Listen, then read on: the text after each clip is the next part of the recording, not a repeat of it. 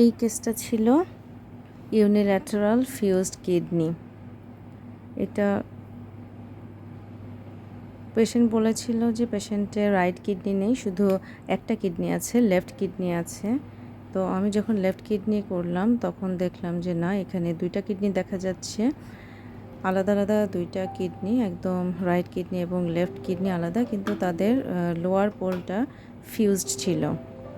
আর এটা হর্সু shape kidney না, কারণ হর্সু শেপে একটু সাধারণত বডির মিডল দিকে থাকে আর একদম ইউ শেপের হয়। আর এটা যেহেতু মিডলে ছিল না, এটা লেফট লাম্বার রিজিয়নে ছিল, এই কারণে এটা ইউনিল্যাটারাল ফিউজড কিডনি।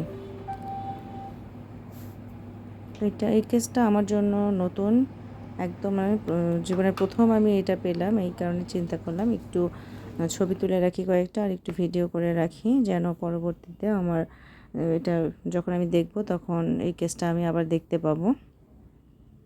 এই কারণে এটাকে ভিডিও করে রাখা। এবং দুইটা কিডনি ফাংশনিং ছিল, আমি আলাদা আলাদাভাবে এটাকে কালার দিয়েছি এবং দুইটা কিডনি আলাদাভাবে কালার নিচ্ছিল। আর রাইট কিডনিতে একটা ছোট্ট স্টোন ছিল, এই যে।